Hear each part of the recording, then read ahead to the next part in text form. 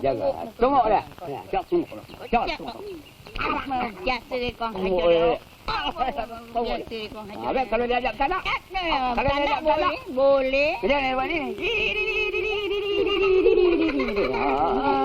Sajak pula. Aku dah pelajak. Joget lagi. Lagi ngira je. Dia tengok cara si joget ni.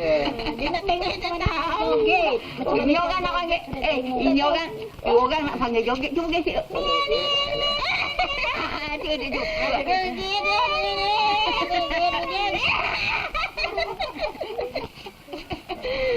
Alia, tahu. Orang malah. Orang sayang gesek. Kita tahu lagi dah. Aku tak tahu. Nyanyi.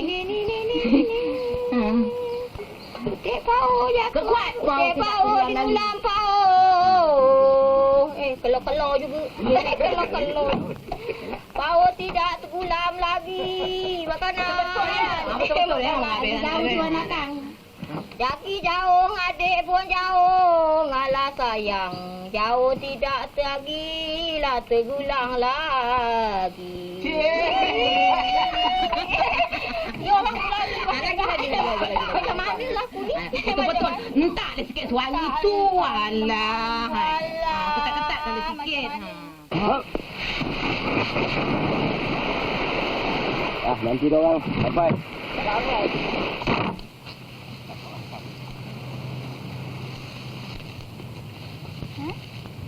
Kumpul ba? Kumpul ba ada waktu tu?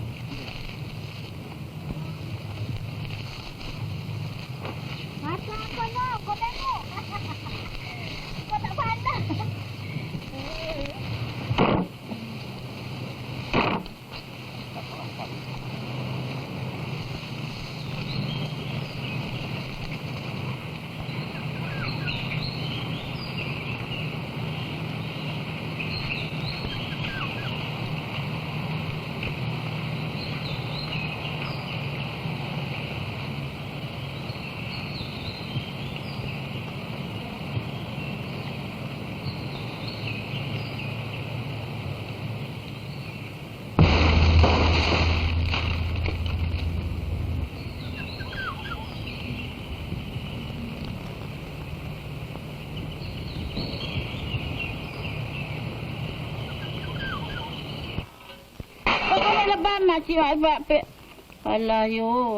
Everyone startles, some of us very readily and very strongly. This is Rakaman.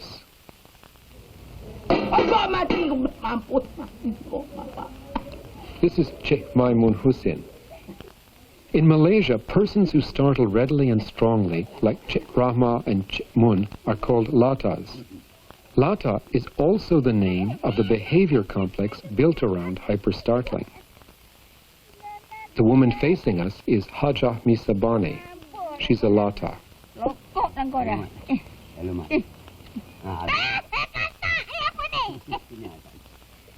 She's 70 years old. Her latah began when she was 62. Speak. Berapa lama? How long have you been like this? A long time. 8 years now.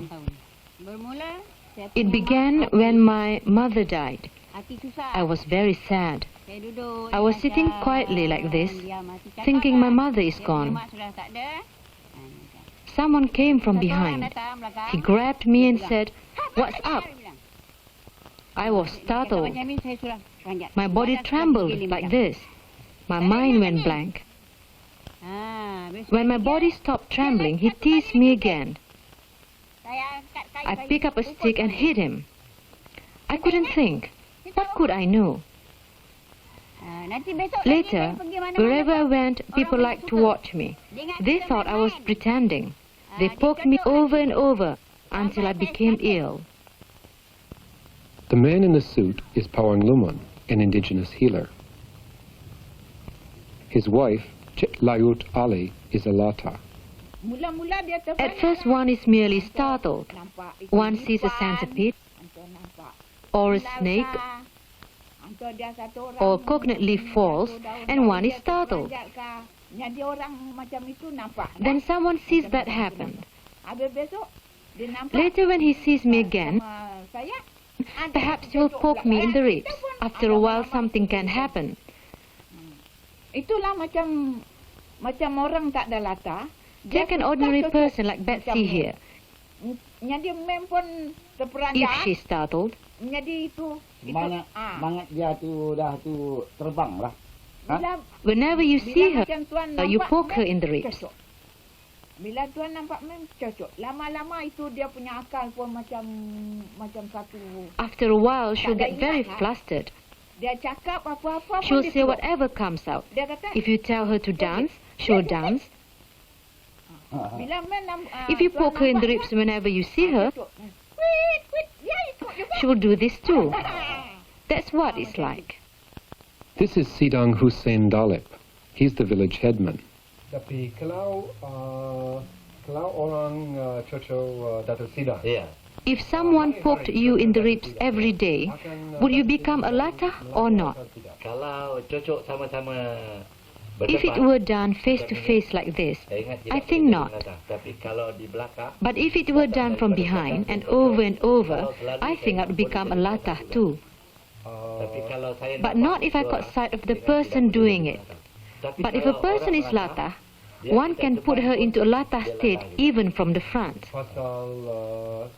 Because they are so easily startled? Yes. If we don't poke them in the ribs, they don't become latah. If we keep poking a normal person like that, he will become a latah. It doesn't take long. 5 days poking over and over.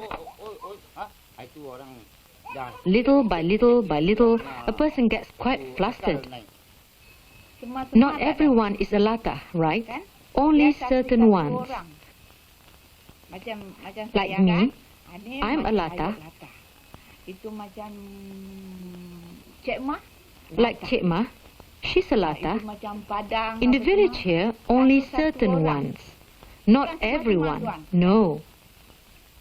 Kalau semua itu macam If everyone were like that, it would be like the whole world was crazy.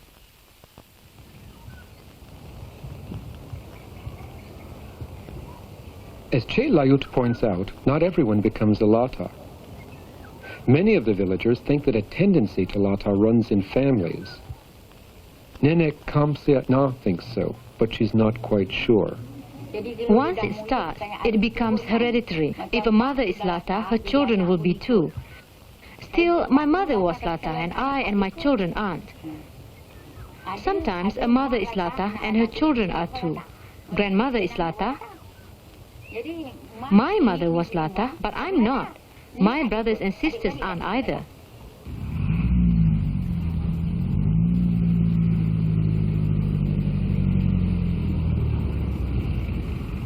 The role of heredity in latah, if any, is uncertain. One thing that is certain is that the overwhelming majority of latahs are women. Villagers say this is because women have less semangat, or soul substance, than men. They also point out that it's safer to startle women. Many more women than men are latah. There aren't many men. jadi orang perempuan dia punya semangat atau dia Women's berfikiran, semangat is a dia bit weaker than lemah men's. daripada orang laki-laki. Jadi orang laki-laki Men have rather stronger semangat. Sangat orang semangat orang laki-laki. Men's semangat Dia is a bit kuat stronger sikit. Sebab dia punya because even their tenaga physical pun strength lebih baik dia is greater daripada than orang women's.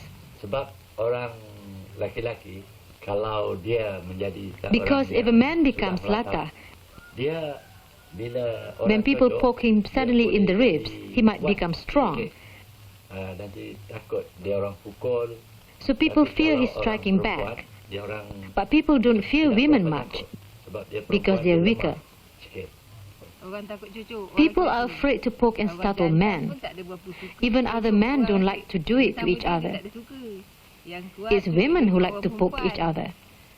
When they're sitting around, someone pokes someone, someone else pokes someone else. Women are shy about poking men. Shy or afraid? Shy? Well, shy and afraid too.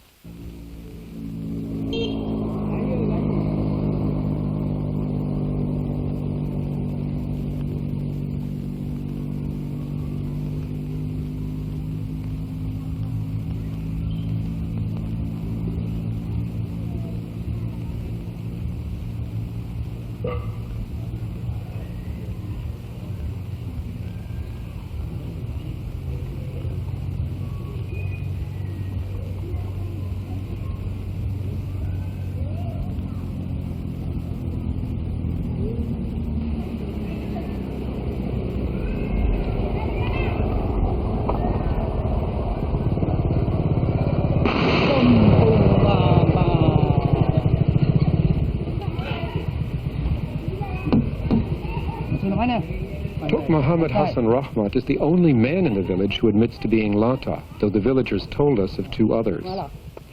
Ever since he was young, Tok Muhammad Hassan has been teaching bersilat, the Malay art of self-defense. When he's startled, he assumes bersilat poses.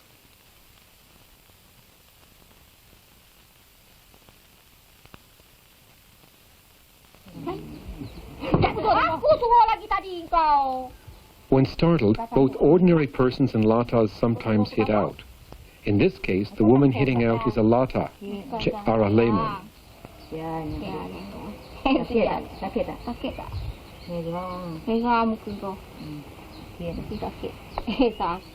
When startled, both ordinary persons and Latahs often blurt out something that they normally wouldn't say, usually something silly, or holy, or obscene. Is it always that Makcik can be startled so easily? Oh, black and blue prick.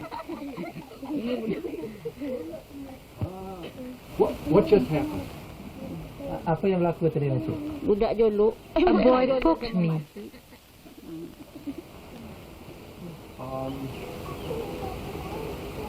What was it that Makcik said after that? Apakah Makcik cakap tadi itu? What did I say? Ada orang cucuk tadi. Apa yang Makcik kata tadi itu? Apa orang cakap konek lebam? I said black and blue prick. Bukan, konek. What Cik Rahma said is indecent by Malay standards, and she'd never say it in ordinary speech. However, she's been startled, so it's excused. It's just considered part of Latah and funny. Sometimes, when a Latah is poked over and over, she becomes so flustered that her speech gets very scrambled. Paint, make small, small flowers. Growing, make small, small flowers like the food cover. Take it near the kitchen. Below. Go and take it. Go and take the food cover. Like this, then paint it. Go and take it near the rice. Kitchen door. There isn't any.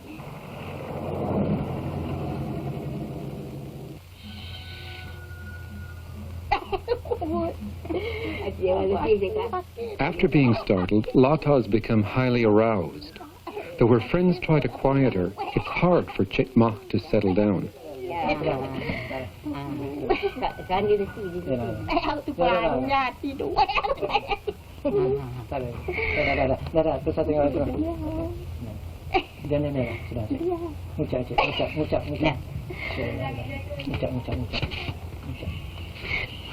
Bangun.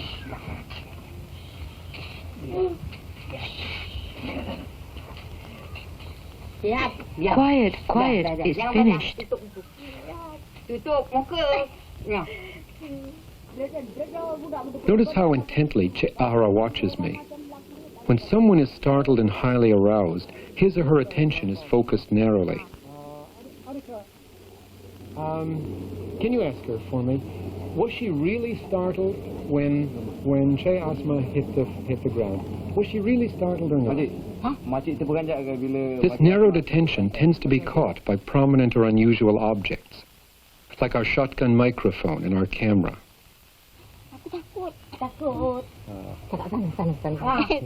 Ya. Aku dah berdebuk lah, nak tembak. Ini apa buahan? Tembak. Udah. Kau terlalu ya. After a Latah is startled, movements may also capture her attention, and often she will match them.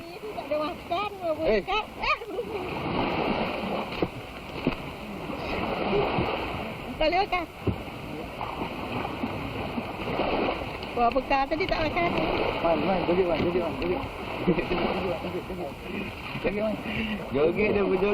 You can make her dance. Aroused and with attention narrowed and fixed, some Latahs not only match movements, but also do what others order them to do, if they're flustered enough and if they're commanded forcefully enough. When she's sitting quietly, we can take a piece of wood and bang it. Or we can poke her in the ribs over and over and she'll become Latah. She gets startled. Then if we order her to hit or dance, she'll hit or dance. And she'll do whatever we tell her to do with what she's holding. Whoever is in front of her will be hit. That's what a Latah does.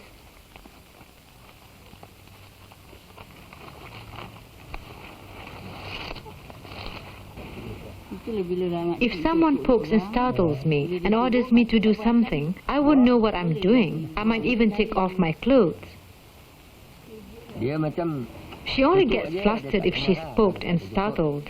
If we were just to tell her normally to take off her clothes, she wouldn't do it. But if she were poked and startled first, she might. Spouses and other family members can't do much to protect Latahs. Latahs are considered fair game. I don't believe there is anything we can do. We can't scold much because this kind of teasing is considered acceptable. But if it's too extreme, we can scold a little. It happened to my sister at a wedding. People kept startling her with pokes in the ribs over and over. After she became Latah, they ordered her to do all sorts of things, and she did whatever they ordered. Finally, someone ordered her to take her clothes off, and she did that too. She didn't know what was happening, so she just stripped off. When she took her clothes off, the people around her were embarrassed, and her children were embarrassed too. One of her children got very angry. He gave her a stick and told her to hit the person teasing her. But instead of hitting him, she smashed all the dishes and plates. Her children were furious and they took her home. When she came to her senses, she was ashamed. It wasn't right or fair to do what they did to her, ordering her to strip. Startling her should have been enough. When she's that flustered, she doesn't know what she's doing. Whatever they ordered, she did, like a person without shame.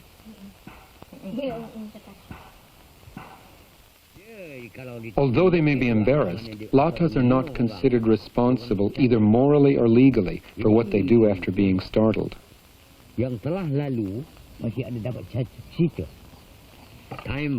A long time ago, I heard a story. It happened when the British governed here. When the British were here, there was a court in Pangkalan Balak. Major Bawal was the judge.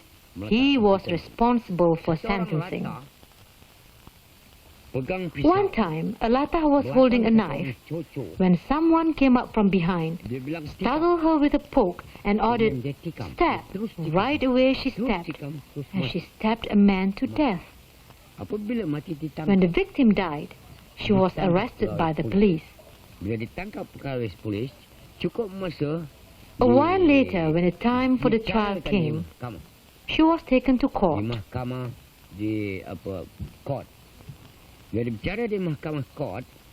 During the hearing, the judge asked, "Why did you kill that man?" She said, "I didn't know what I was doing. When I killed him, I didn't know anything. I'm a Latah, and someone poked me and startled me. I didn't intend to kill anybody. I lost my reason because I was startled by a poke in the ribs. And when I was ordered to stab, right away I stabbed. Because of that, I plead not guilty. About a week later came the trial. To prepare for it, the judge ordered a plank to be studded with nails. About 10 nails.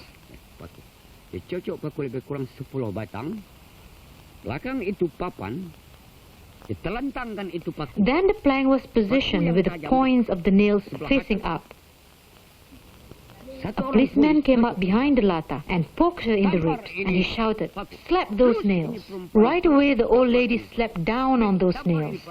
When she slapped down on the nails, blood began to gush from her hand. The judge had to agree. Truly, this woman is a real Latah. This old woman is not guilty. The guilty one is the person who poked her. So the woman who poked the Latah was the one who was sentenced to be hanged. Sangat terima kasih Pak Cik.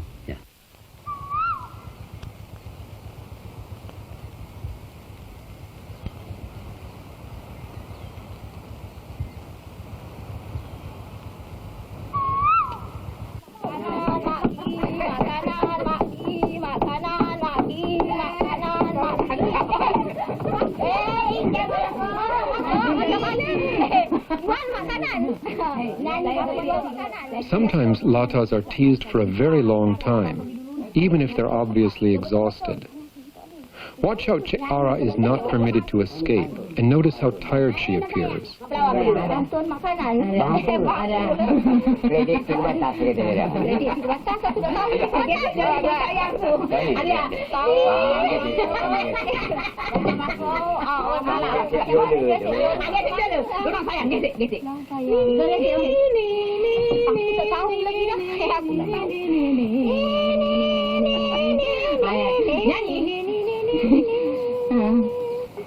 Dek Pau ya kuat. Dek Pau ada 5 batu. Kuat.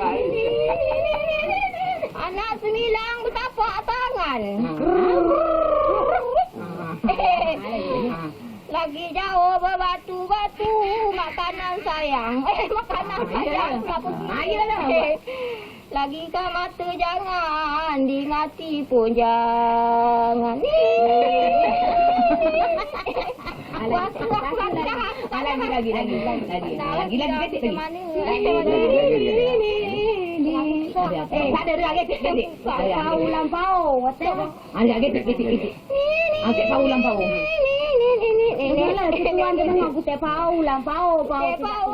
Latahs are startled and teased like this over and over and over again. One way to cope is to accept the role of a Latah and play it for all it's worth.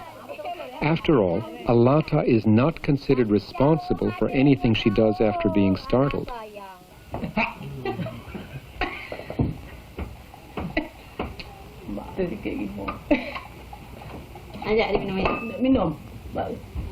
It's clear that Cik Mun enjoys the clowning that the Latah role permits.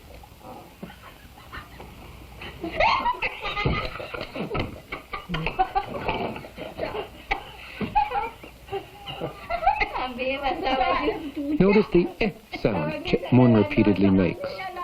It functions as a kind of self-startle, and by signifying that she's been startled, it justifies what she does. Latahs say eh only when performing, and then only when others aren't startling them enough. Aku dah tak nampak dah apa berjalan gini hamba. Tak nampak mungkin dah.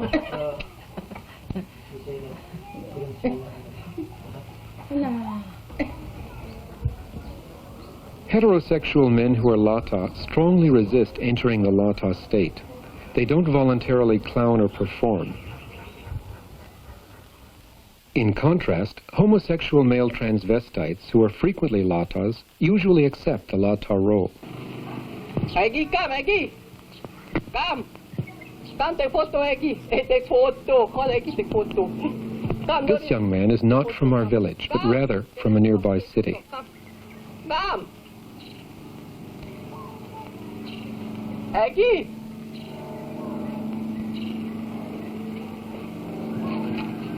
Pulang boleh putih butuh keling nono kuat nono kuat putih kuat butuh keling butuh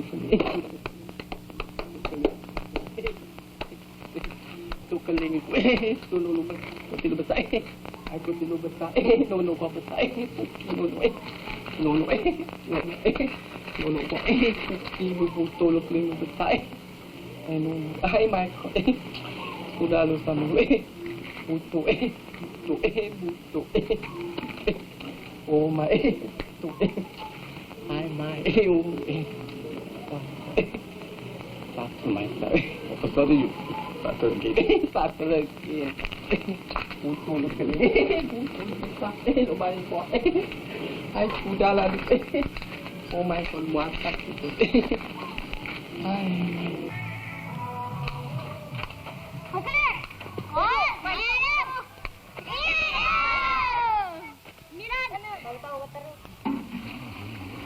Haja Misa, who earlier described how her Latah began, is a dignified woman, so at first becoming fair game for startled teasing wasn't easy for her. But she's learned to cope and even to use the role of being a Latah for some teasing of her own. After being interviewed, she offered to let us film a Latah performance. The couple you'll see playing with her are her neighbors. Notice how they shape and modulate what she does. Pasal apa? Orang perempuan Dia Latah macam pikiran dia banyak, dia susah hati, semua macam itu. Orang Macam itu. lelaki tak Macam tahu mana dia susah. buat? Kali buat macam ni, Oh. jaga kau. Jaga. Tengok dah. Siap tengok. Siap tengok. Biasa kau hajar Tengok. dia. Biasa kau hajar. Habis kalau dia ajak tak nak. Kalau dia ajak tak nak. Boleh. Dia ni buat ni. Sajak pula. Aku dah peranjat. Sajak punya. Orang marah aku. Macam mana? Dia marah. Tuan kata sudah. Diam. Dia kata. Diam kata dia. Diam. Macam mana dia kata diam? Dia kata diam. Oh, diam kata dia. Diam. Sudah. Cukup. Cukup. Cukup nak lagi. Sudah. Cukup tu. Cukup. Cukup. Habis kalau kata dia kan? Kata aku sepak kena dia. Oh, sepak dia. Habis tergebang dia dah. Habis dia aku buang kan. Habis aku Emon buang. tak? Memang mampus kau. Memang mampus kau. Boleh kita masuk. Mampus kau. Mampus pula aku dah. Orang boleh semua. Kau yang datang bawa kemari.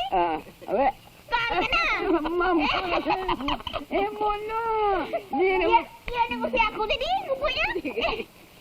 Dia ni mesti aku tadi rupanya. Aku dah. Dah duduk. Dah aku nak duduk aja. Kau jahat rupanya ya. Kau suruh berjoget lah, kau suruh duduk, menyanyi lah, bertandak lah. Ada katak? Tak ada. Oh, katak rupa lagi. Duduk. Ada katak tak? Ada katak tidak. Pantas nak dah aku duduk je dah. Sila. Sila aku penat dah. Buka cerita. Aku penat. Orang nak bekerja je tu gayanya. Kerja tadi. Dah lah ambil untuk makan lagi. Jadilah sikit je. Dah lah. Ini makan sirih ni no good lah ni. Mana boleh no good. Makan sirih ni good. Oh, balik good. Saya makan sirih lagi good kan. Good, balik good. Salah good kata mak. Kuat lah sini good. Kuat lah cucu kawan. Kuat lah kau yang aku sini. Sini duduk dalam tanah. Sebenam. Kat sini kuat kata kayu. Tolong kau mak. Logat betul. Logat betul. Mampus lepas. Oh, ni good kan? Aku kena orang ini good kan? Lagi kan? Ini banyak bagus tuan. Aku mati. Kau nak tengok? Mari. Aku dah Tumpahlah sini tu kan. habis sini aku dah ke laut. Lagi satu kali. Nak tidak ni. Mampuslah kau dah. Lokoklah kau dah. Hello, Mak. Apa ni? Sini ada. La ilaha illallah, macam-macam jenis dibawakan aku katak le penggali le nah apanya. Macam-macam. Aku dah sudah apa? Boleh. Nanti. Sikit aja ha. Sikit kecil. Dah, rasa aku lagi dah. Aku pun dah nak ke laut dah. Bam. Bam. Dah, dah lokok dah. Penat aku dah. Puasa aku lagi. Dah lah. Apa? Kau dah sudah? Gini dia tu. Bang. Oh, jadi kan kau diam aja kenapa? Yalah. Aku nak tidur dah. Tidur sini tidur ni lah. Tidur. Tidur pula kau. Ini nak tidur. Ada yang terlelap ni kan? Terlelap. Bukan. Tidak. Dan diam.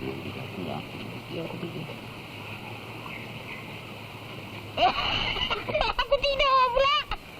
Rehat sikit. Orang rehat duduk atas kursi meja.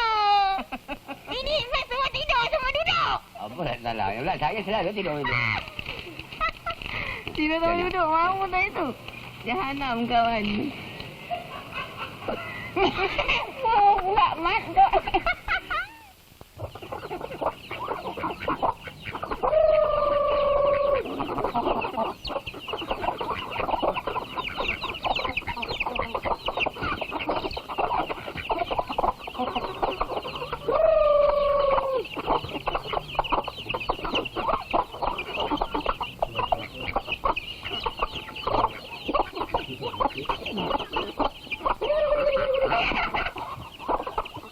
Everyone startles, and everywhere, some people startle more readily and more strongly than others. In this composite film of a laboratory experiment, the two guns behind the women will fire simultaneously. Try to watch both women. The woman on the left is teased by her family and friends. Sometimes they startle her intentionally too, just to see what she'll do. But she's not intentionally startled often, or in public, or by casual acquaintances. I believe that if she were a Malay villager, she would be made into a latah. However, Malaysia is not the only place where startling readily and strongly has been elaborated in a culture-specific way. The island of Hokkaido in northern Japan, where the Ainu people live, is another. Here are excerpts from a film collected there in 1936. The Ainu people shown are not related either ethnically or culturally to the Malays. You'll see hyper-startling, flustered behavior, hitting, matching, dancing on command, and sexually explicit gestures in this culture-specific elaboration too.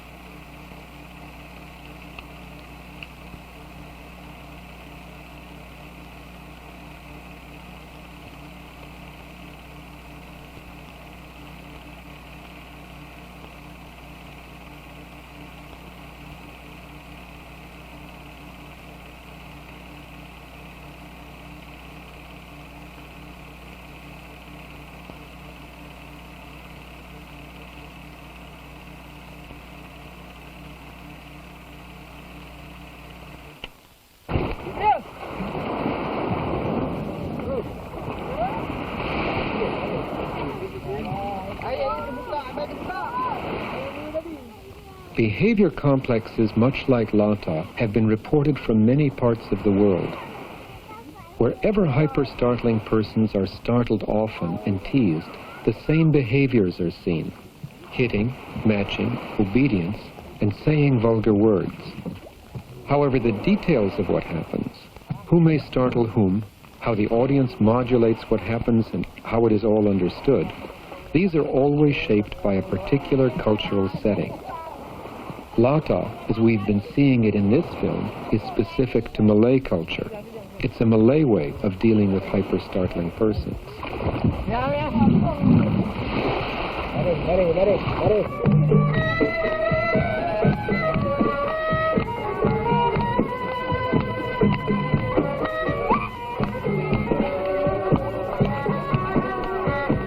At weddings and at dances, in this case, at our research project's farewell dance, Malay villagers play with their Latah neighbors.